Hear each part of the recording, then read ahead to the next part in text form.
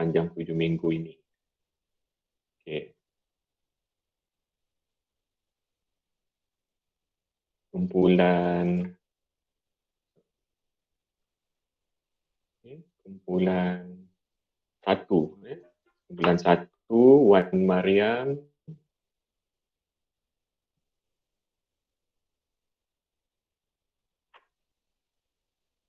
Kumpulan 1 Wan Mariam, Nur Diana, Nur Fatin, Nur Fatimah, Sharifah, Nuraini.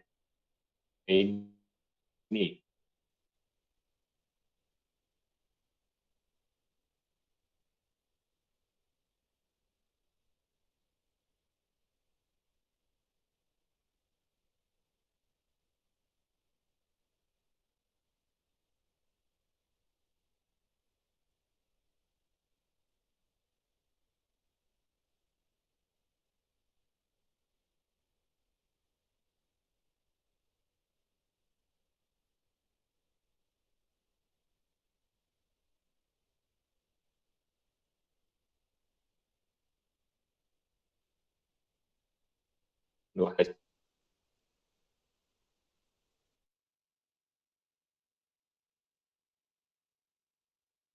Kemudian kita generate.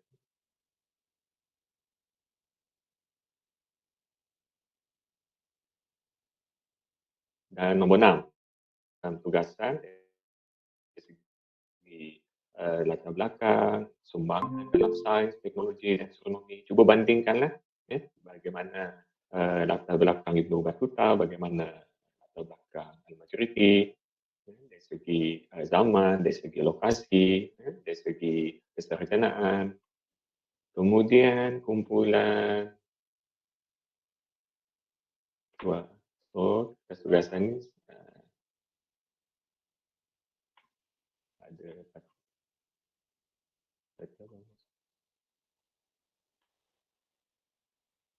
Ibnu Battuta dan Al-Maturidi.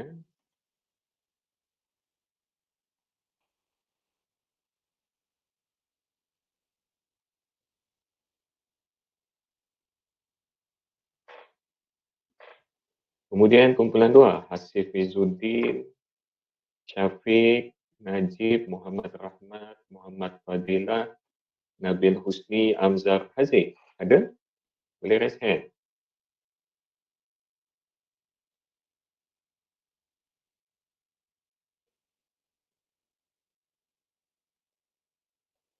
Okey. Untuk kumpulan 2, tokoh nombor 10. Boleh nampak kan skrin saya? Nampak. Boleh Doktor? Nampak. Tokoh nombor 10. Di kumpulan 2, Al-Tusi, Nasiruddin Al-Tusi. Kemudian nombor 3,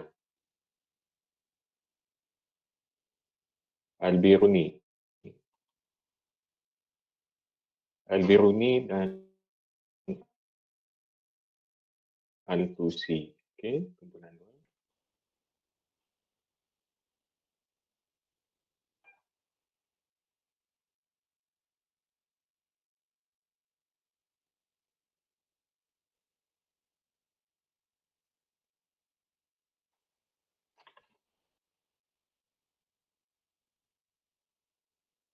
Kemudian kumpulan 3, Hafzan, Nur Aiman, Mardiyatul Syuhada, Dayang Farhana, Nurul Izzati, Nurul Najwa.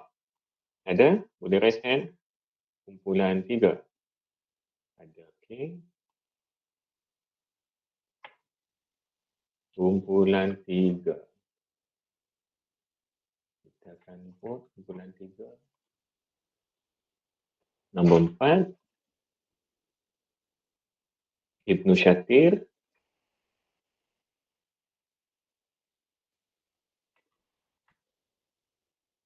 Dan nombor 5, Ulugh Beg. Ibnu Shatir dan Ulugh Beg.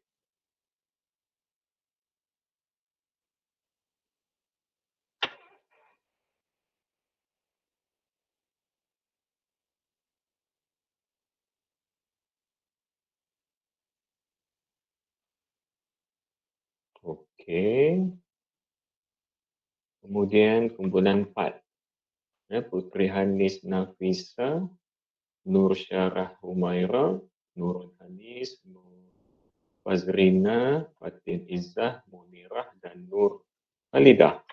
Ada? Boleh raise hand. Okey. Ini adalah kumpulan 4. Kumpulan 4.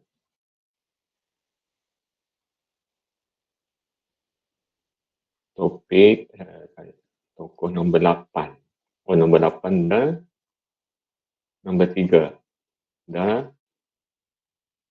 Nombor 13. Okey, nombor 13. Ali Kushji. Ali Kushji. Nombor 10. Dan nombor 12. Al-Bitruji. Okay. Al-Bitruji dan Ali Kushji.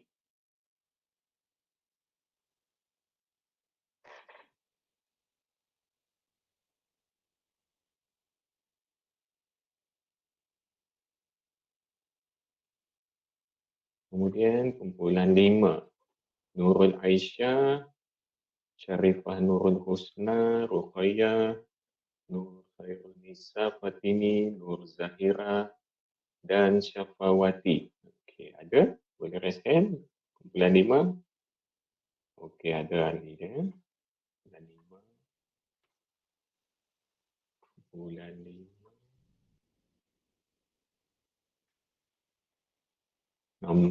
Nombor 18. Al-Zarqali.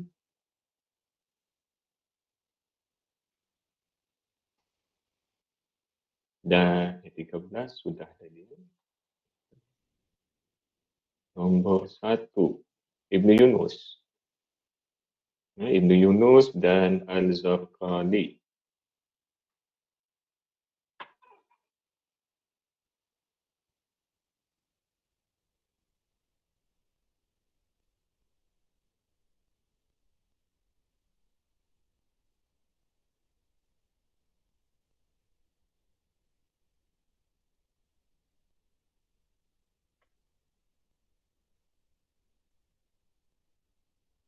Okey, kemudian kumpulan 6. Muhammad Faiz, Muhammad Aini, Muhammad Taufik, Muhammad Akman, Muhammad Izul, Hani dan Siti Soleha. Ada? Boleh raise hand? Okey. Kumpulan 6. Kumpulan 6. Nombor 5.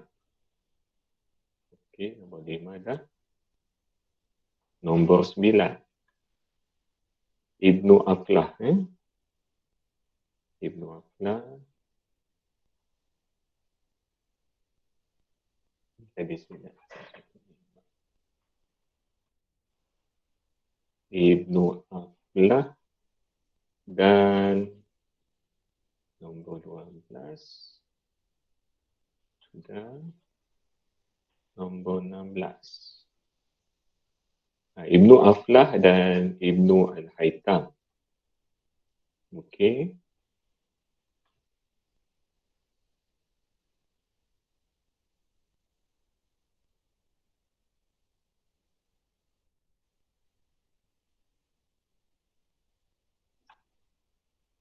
Dan akhir sekali kumpulan ke-7, Muhammad Saleh, Muhammad Irfan, Muhammad Nur Faziz, Nur Alia, Fatin Hazira, Nur Sakina dan Nur Zuhaira. Ada? Boleh raise hand? Kumpulan akhir ke-7. Okey. Kumpulan ke-7. Nombor 2. Al-Batani.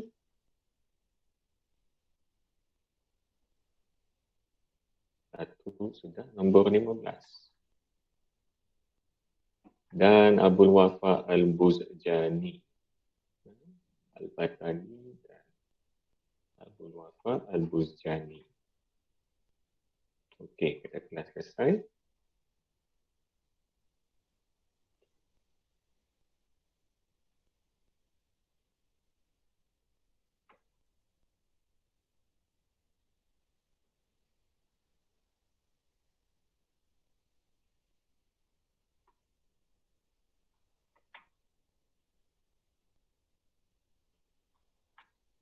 Okey.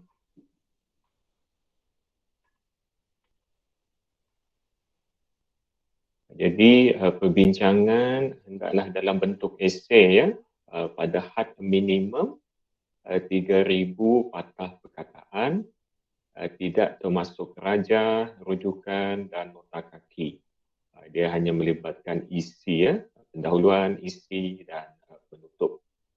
Okey, kemudian pada bahagian akhir kertas tugasan, cuba nyatakan agihan tugas setiap ahli pasukan, ahli kumpulan dan penjelasan gerak kerja berpasukan. Maksudnya perincian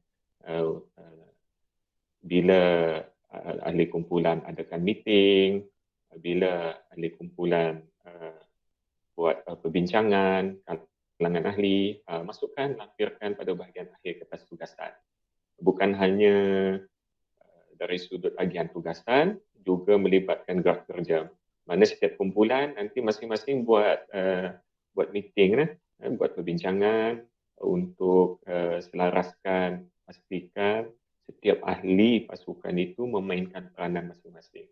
Dan jangan lupa lantik ketua pasukan, ketua kumpulan masing-masing dalam setiap kumpulan. Kemudian dalam kertas tugasan nanti rujukan dan nota kaki hendaklah mengikut format Chicago. Klik saja link ni, nanti saya akan share ni dokumen ni. Dan tarikh akhir serahan kertas tugasan adalah pada hari Khamis 2 Disember jam 5 petang dihantar melalui Spectrum. Ini minggu ke-7. Minggu ke-7. Okey. Setakat ni ada apa-apa pertanyaan berkaitan kertas tugasan?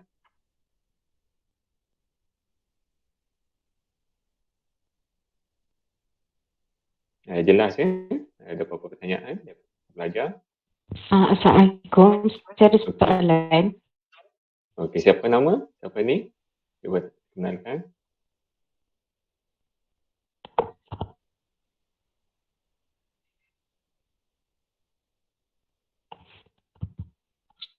Syafawati binti Abdul Haris. Okey, pengkhususan mana? Internet saya slow, jadi suara saya sampai lambat. Okey.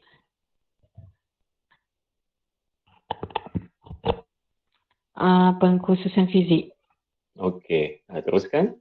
Soalan saya, rujukan tu pertama boleh ambil mana-mana bahasa ke? Kedua, ada minimum ke nombor rujukan? Itu sahaja. Terima kasih. Ada sudut bahasa, rujukan bahasa Inggeris boleh, bahasa Melayu boleh, bahasa Arab pun boleh. Kemudian minimum rujukan,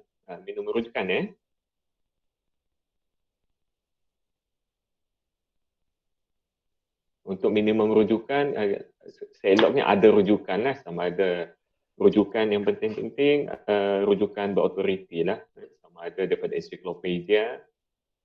Memanglah kebiasaan pelajar akan rujuk Wikipedia, tapi dalam Wikipedia akan ada footnote, pastikan akses kepada sumber primary source lah, at least, maknanya daripada ensiklopedia, kalau laman web pun laman web yang akademik, okay? Ataupun artikel jurnal, boleh dapat maklumat berkaitan tokoh-tokoh tu. Minimum, tidak letak minimum lah, ada 5-6 rujukan pun okey. Jadi yang paling penting di situ dikehendaki adalah perbincangan.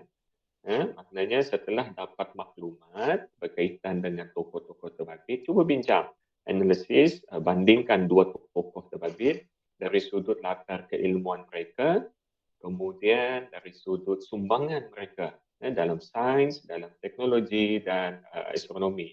Tengoklah, teliti mana yang relevan. Ada tokoh yang tidak terlibat dalam astronomi. Ada tokoh yang mempunyai sumbangan dalam astronomi, Dan ada yang ensiklopedik, maknanya dia menyumbang dalam banyak bidang, dalam sains, teknologi dan astronomi sekaligus. Jadi mana-mana yang relevan. Yang paling penting minimum perkataan 3,000 kata perkataan dan masukkan rajah yang relevan. Masukkan rajah yang relevan. Ada apa-apa soalan lagi berkaitan kertas tugasan?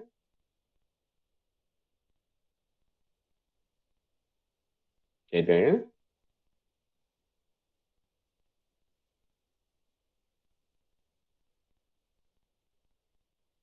Okey, clear eh? Okey, kita teruskan kepada topik pada minggu ini berkaitan okey, dengan pengenalan sains, teknologi dan astronomi dalam Islam. Jadi secara asas rujukan dalam proses ni ada beberapa rujukan, para pelajar boleh uh, boleh lihat dan rujukan ni boleh diperolehi di pustakaan utama. Ada di pustakaan utama dan dalam spektrum saya ada kongsi satu rujukan The Making of Islamic Science daripada Muzaffar Iqbal. Untuk hard copy cetakan buku ni boleh pinjam dekat library ada ya. Kemudian kita pergi kepada bahagian pengenalan dulu mengenai dari segi definisi sains. Apakah dah sains? Ini mungkin semua orang boleh baca berkaitan dengan makna sains. Sebelum tu saya nak tanya para pelajar ada ambil kursus dekat Jabatan Sains Teknologi kan berkaitan dengan falsafah sains atau sejarah sains? Ada yang dah ambil? Tak ada? Ada. Siapa ni? Khairunisa? Dah ambil. Alia, saya tengok nama ikut ni. Cuba kongsi pengalaman daripada kursus terbabit. Khairunisa. Apa dia sains? Cuba terangkan.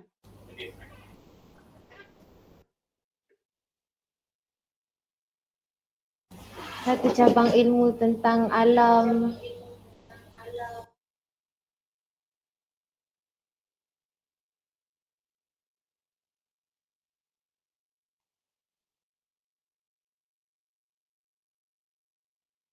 Itu saja, Khairunisa.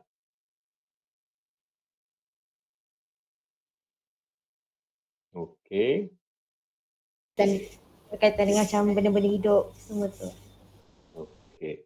Jadi kalau kita lihat dari sudut etimologi ini adalah petikan saya ambil saya petik daripada buku Profesor Syahrir Muhammad Zain mengenai pengenalan sejarah dan falsafah sains. Jadi apakah yang dimaksud dengan sains? Makna sains ni secara etimologi berakarkan daripada perkataan bahasa Inggeris sains. Kemudian kalau dalam bahasa Melayu dia diterjemahkan kalau kita lihat tidak hairan kalau mengikut pengarang ini tidak hairan dalam bahasa Melayu ataupun Indonesia pada mulanya perkataan sains tidak begitu dipakai dan sebagai gantinya mereka memakai perkataan ilmu sahaja. Tetapi perkataan ilmu ataupun yang mempunyai akar ataupun asalnya daripada bahasa Arab ilm dengan bentuk jamaknya ulum sehingga sekarang pun bahasa Arab Indonesia menggunakan ilmu dengan makna sains. Ini mengikut pengarang. Mungkin kerana ilmu mengikut tradisi kebudayaan Melayu bermakna sesuatu pengetahuan dan kemahiran batin yang mistik dan sakral sahaja. Maka istilah ilmu sahaja dirasakan tidak sesuai untuk membawa makna sains yang begitu terbuka dan praktis sifatnya. Maknanya dalam mengikut pengarang, mengikut dalam konteks world view dalam Melayu, melibatkan tanah Melayu ataupun Indonesia, lazim dirujuk sains itu sebagai ilmu. Tetapi persoalan dia, adakah sains dan perkataan ilmu itu sama? Adakah dia mempunyai takrifan ataupun pengertian yang sama? Ini perbincangan mengenai definisi dan lebih berbentuk secara epistemologi. Mungkin kita boleh tanya apa lagi? Saya ikut list daripada skrin ni. Afiq. Afiq? Afiq Jaiz.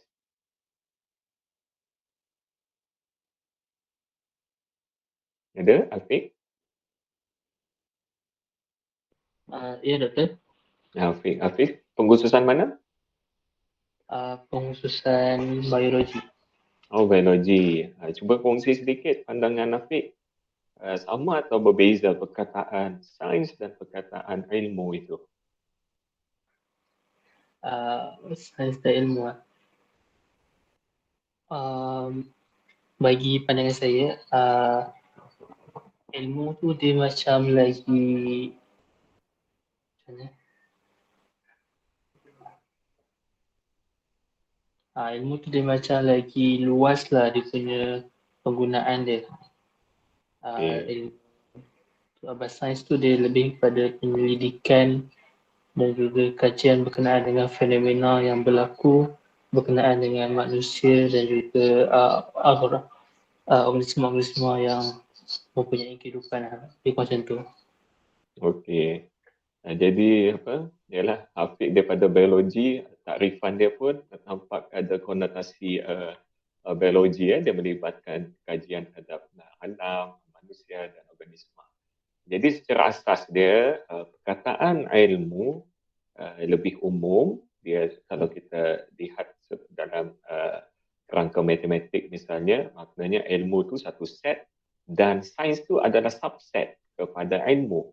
Dia adalah satu juzuk kepada ilmu. Maknanya dalam komponen ilmu, sains merupakan satu cabang, kerana terdapat cabang-cabang ilmu yang lain mempunyai epistemologi yang berbeza.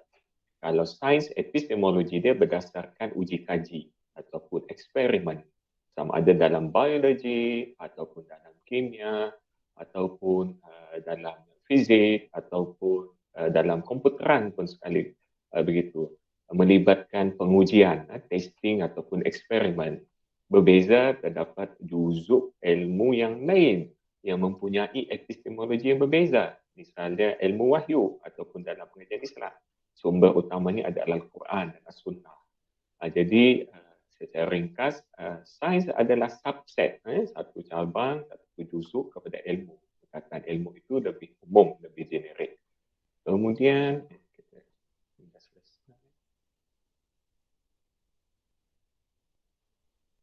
lihat pula mengenai sains moden. Sekarang perkataan masih nampak seperti saya.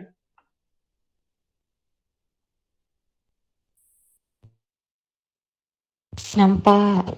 Okey. Mengenai sains moden, sekarang perkataan sains moden telah membawa makna yang khusus. Begitu jugalah dengan makna ahli sains atau saintis. Ini mengikut pengarang Profesor Syarif. Terjemahan ataupun transkripsi bebas daripada bahasa Inggeris saintis itu. So mengikut Onions 1966, istilah-istilah lama untuk saintis berupa seperti scientist, sciencer, scienceman, science. Mengikut Medawar 1984, perkataan saintis ini disyorkan buat pertama kalinya oleh William Whewell pada 1840, seorang ahli fizik, astronomi dan juga seorang ahli falsafah di Cambridge University menerusi bukunya berjudul The Philosophy of Inductive Sciences. Jadi berdasarkan kenyataan ataupun penjelasan ini, mungkin kita boleh lihat satu persoalan lain, apa perbezaan ataupun apa yang dirujuk sebagai sains moden. Kenapa ada konotasi ataupun istilah moden di sebalik sains ini? Siapa boleh kongsi pandangan? Tadi siapa tadi? Lain daripada Khairunisa tadi yang dah ambil kursus sejarah sains. Siapa boleh kongsi pandangan? Atau volunteer, silakan. Kenapa ada satu istilah sains moden? Apa yang membezakan dia dengan perkataan sains itu? Ada sesiapa? Volunteer? Atau saya panggil? Okay. Asif Khalid? Asif?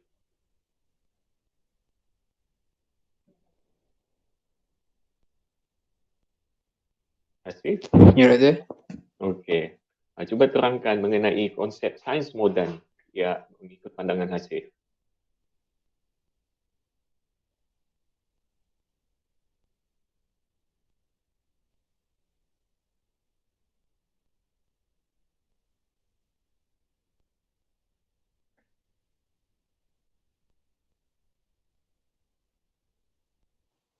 Kalau pandangan saya, sains moden ni dia lebih kepada pengujian ataupun apa-apa yang telah ditemui dan ditambah baik daripada semasa ke semasa. Okey. Hasri pengkhususan mana? Saya kimia. Oh, okey, daripada kimia. Okey. Okey, terima kasih Hasif. Ada sesiapa lagi boleh bagi pandangan? Irfan Faid. Ada Irfan Faid?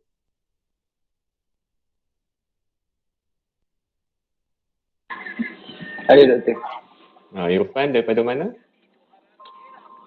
Teknologi maklumat. Okey, daripada teknologi maklumat. Cuba kongsi sedikit apa yang dirujuk sebagai sains moden.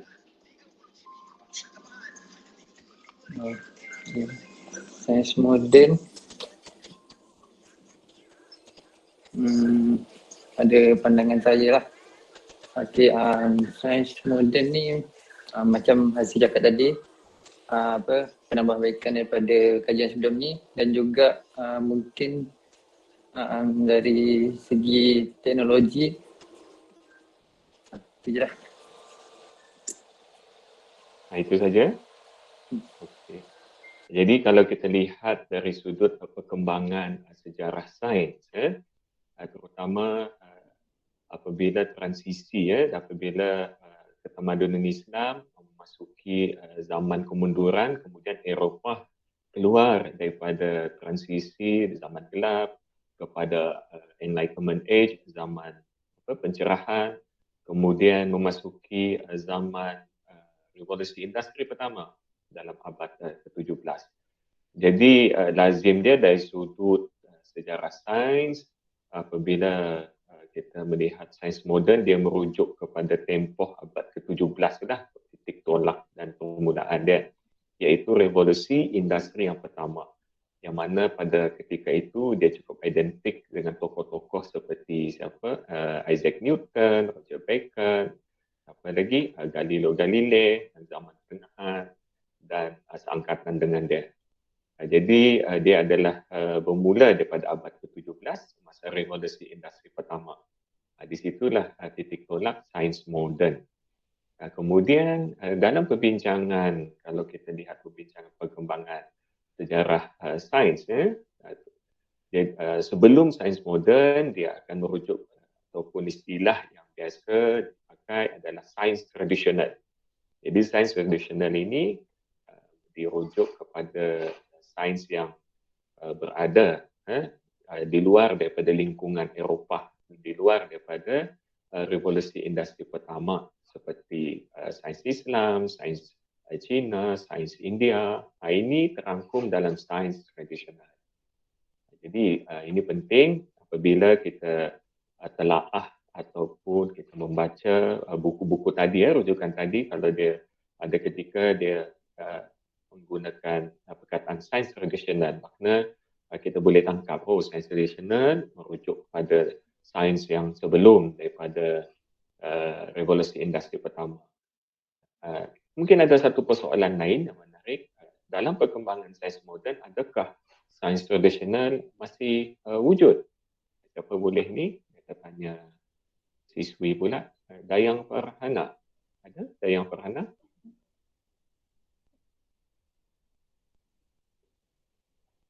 Ya, saya. Cuba kongsi pandangan Dayang Farhana.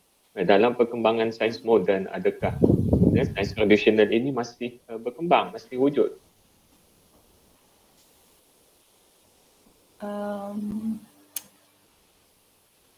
Mungkin masih ada sikit-sikit, tapi sebab sekarang sains moden lebih ditekankan, contohnya dalam pelajaran even dari sekolah lagi.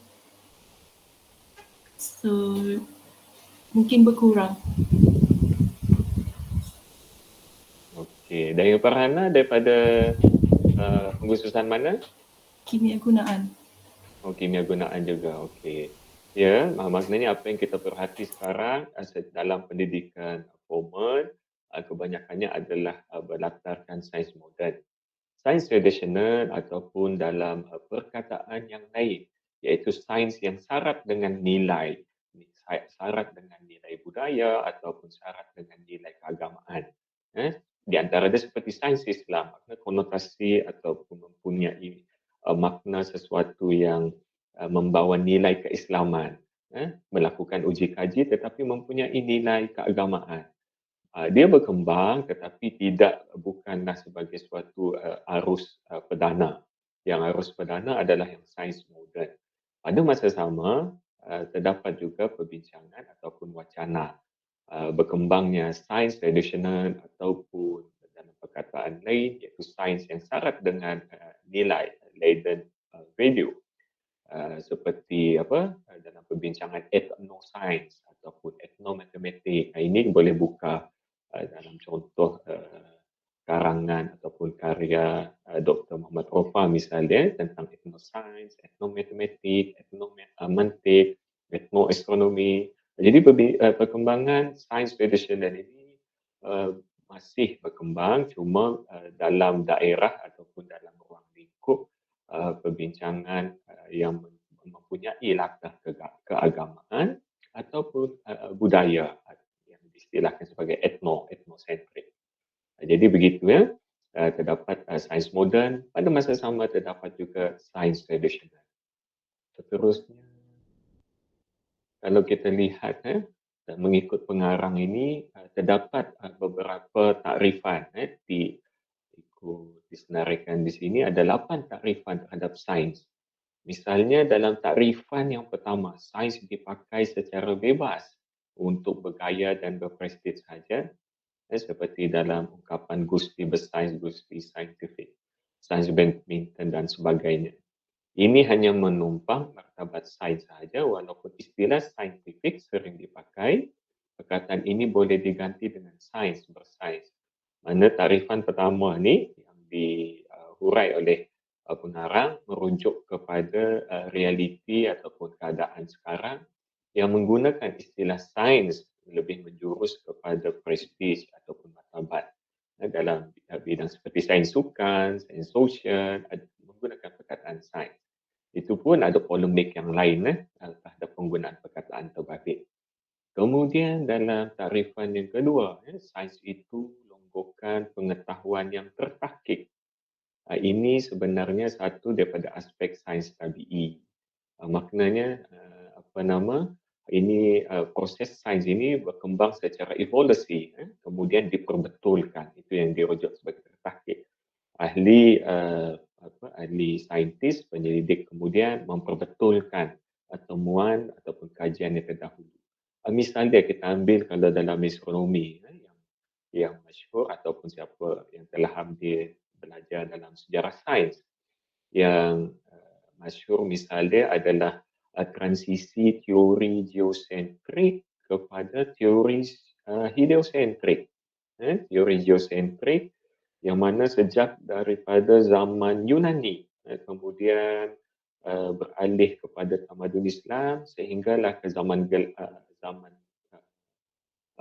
Enlightenment, zaman pencerahan Eropah.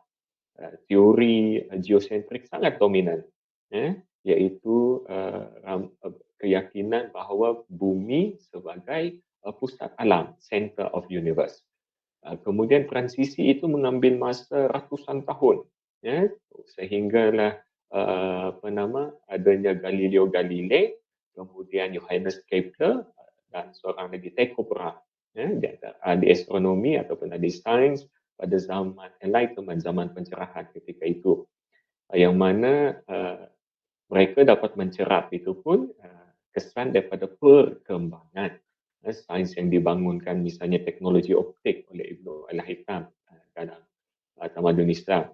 Jadi perkembangan teknologi optik membawa kepada pembentukan ataupun penciptaan penghasilan inovasi teleskop, dan itu yang berlaku cerapan langit oleh Galileo Galilei.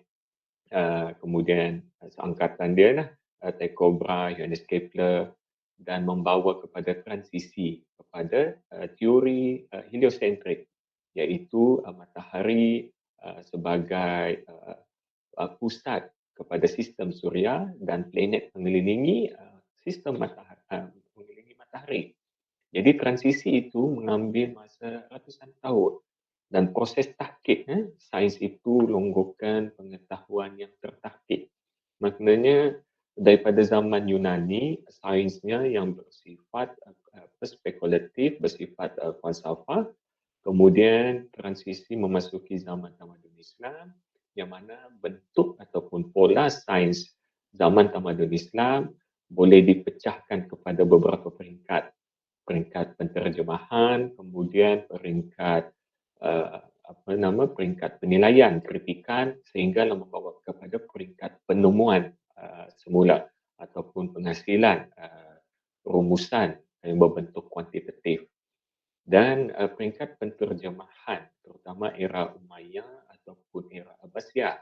Di situ kita akan dapat lihat nanti kemudian para pelajar kalau buat tugasan akan dapat lihat bagaimana tokoh-tokoh sains ini dari sudut pegangan geosentrik mereka sangat melihat bahawa bumi sebagai pusat alam. Sehingga selepas serangan Mongol, terutama era seperti Ibn Shatir, Nasiruddin Al-Tusi, Ali Al-Fushji, mereka mula beralih bukan tidak memberi tumpuan lagi pada penterjemahan tetapi mengkritik paradigma ataupun teori sains Yunani, terutama teori geosentrik dan membawa kepada transisi kepada teori heliosentrik. Itu contoh dalam takrifan kedua itu. Saya urai tadi mengenai sains itu longgokan pengetahuan yang tertahqiq dan dia mengambil suatu masa yang panjang. Dan ini sebenarnya satu daripada aspek tabi'i sains. Kemudian takrifan yang ketiga, sains berupa sejenis pengetahuan yang bukan berlandaskan intuisi semata-mata atau kepada kepercayaan. Ini contoh takrif secara operasi. Ini mungkin boleh tanya student, pelajar, kalau dia boleh hurai dalam takrifan ketiga ni, kita tanya. Apa sini? Nurul Aisyah. Ikut skrin Nurul Aisyah. Saya. Cuba kongsi apa yang Nurul Aisyah boleh faham, respon terhadap takrifan ketiga. Sains berupa sejenis pengetahuan yang bukan berlandaskan kepada intuisi semata-mata. Yang saya faham, maknanya sains tu kena ada bukti, macam kimia kena ada buat eksperimen untuk membuktikan fakta tu, bukan semata-mata bukan berdasarkan fakta tu semata-mata yang diberi. Macam tu saya faham. Okey. Maknanya ada prosedur. Sains itu ada prosedur, ada langkah kerja.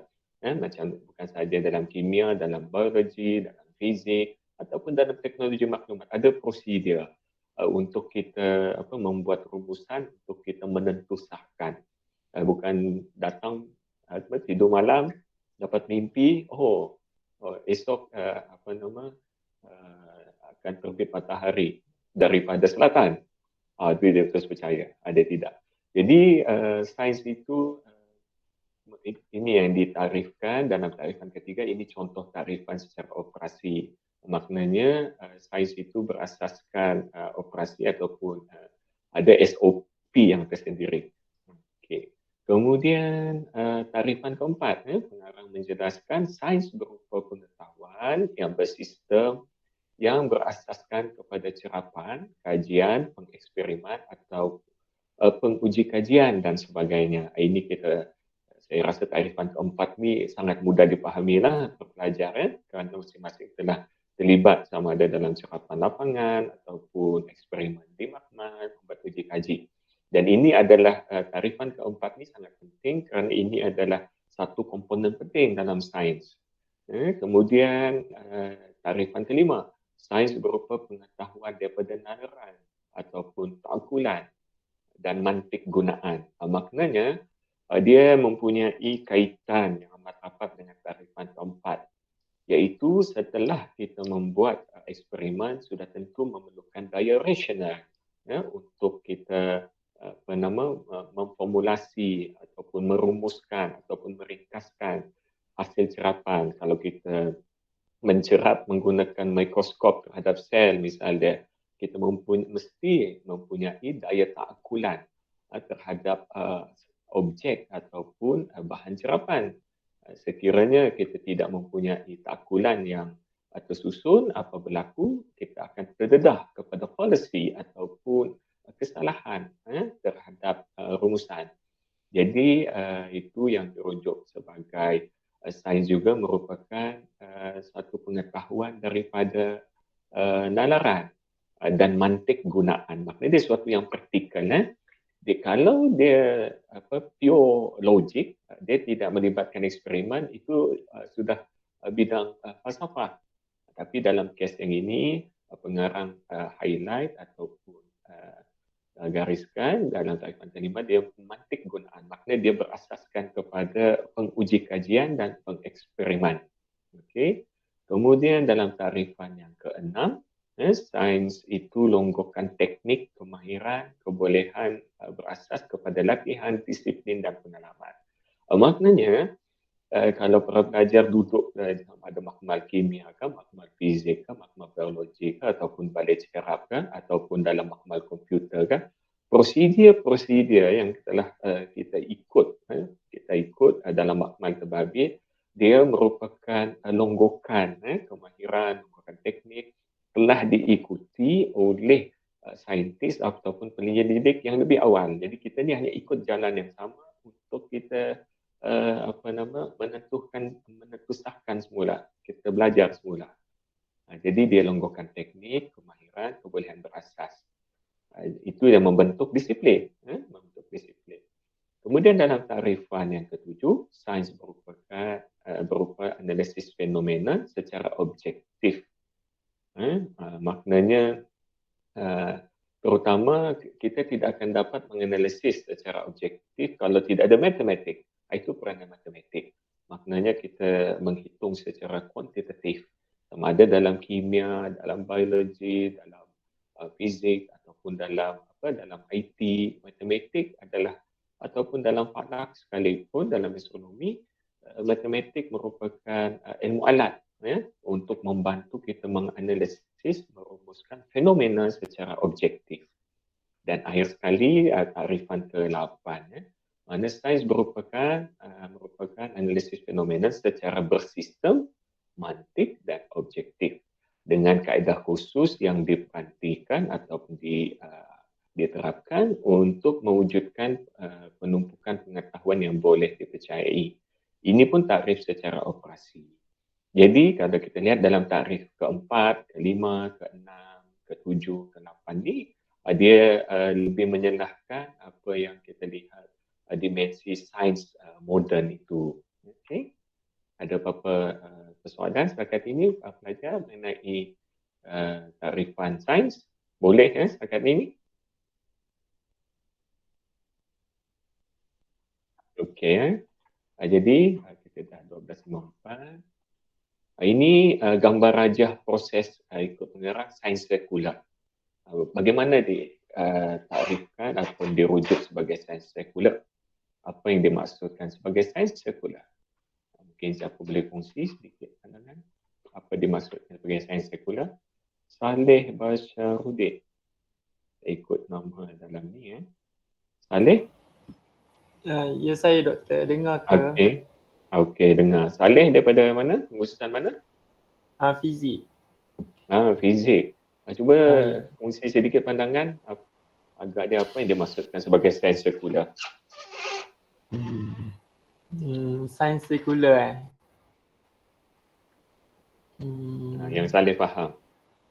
Yang saya faham lah apa yang sekular. Maksudnya bila dia mengeluarkan unsur-unsur ketuhanan daripada ilmu itu sendirilah. Itu apa yang saya faham. Maksudnya mereka tidak mempercayai adanya orang yang mencipta sesuatu tu. Mereka menilai sesuatu tu betul-betul dengan apa yang diorang nampak dengan benda tu lah. Diorang tak nampak dari segi apa orang panggil diorang tak nampak depan mata. Diorang tak percaya pada benda yang gaib lah. Senang saya. Okey. Itu dia ada keyword dah tu Saleh kongsi. Terima kasih Saleh.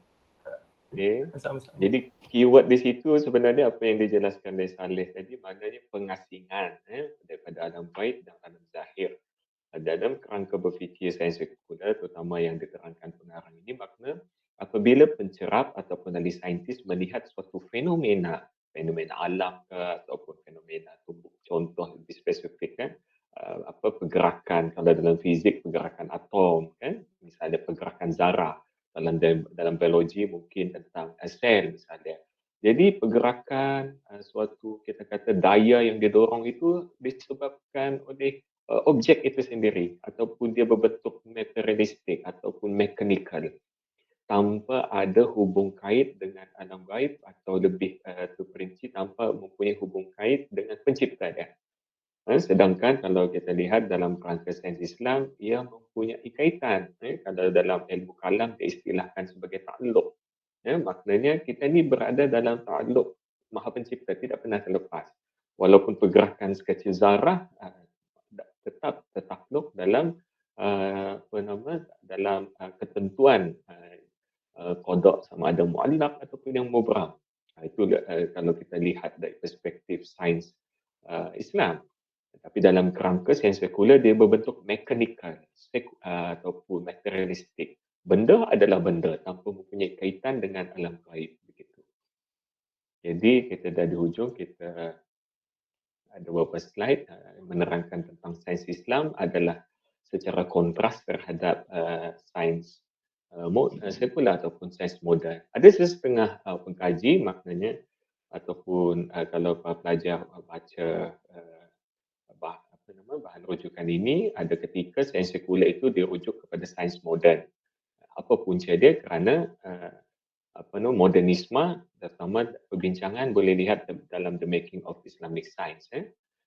Perbincangan mengenai kemodernan ataupun modernisme ini menjurus kepada faham materialistik dan akhir sekali sekiranya tidak dibendung dan tidak dikendali dengan sebaiknya, mengakibatkan kita mentafsir fenomena alam tanpa ada kaitan dia dengan kerangka berfikir secara Islam. Sebab itu para pengkaji seperti Profesor Nidal Besum ataupun Muzaffar Iqbal ataupun Profesor Syahrir dalam bahagian karangan masing-masing ada menyentuh tentang soal sains Islam yang mana lebih spesifik, lebih terperinci. Walaupun uji kaji berlaku, maka seorang ahli sains meletakkan nas wahyu ataupun secara spesifik Al-Quran dan Hadis itu ada kedudukan tersendiri ketika mana kita menjalankan uji kaji dan eksperimen. Sama ada sebagai sumber ilmu ataupun sebagai suatu SOP, sebagai satu panduan untuk mengendali perbuatan ataupun etika seorang ahli sains. Kemudian juga dalam rajah ni diterangkan lebih terperinci proses sains Islam, bagaimana kedudukan nas wahyu dan juga dimensi alam gaib dan kaitannya terhadap uji kaji pada dimensi alam zahir. Kemudian itulah secara ringkas topik pada untuk minggu ini, perkenalan kepada sains dan sains Islam. Kemudian kita akan sambunglah insya-Allah pada minggu hadapan. Saya kira itu saja untuk sesi pada hari ini. Ada beberapa persoalan daripada para pelajar? Okey ya. Okey, sekiranya ada apa-apa soalan, kita akan jumpa hari Rabu depan jam 5 petang ya. InsyaAllah. Okey, Doktor. Okay, Assalamualaikum warahmatullahi wabarakatuh. Terima kasih, Doktor. Terima kasih, Doktor. Assalamualaikum.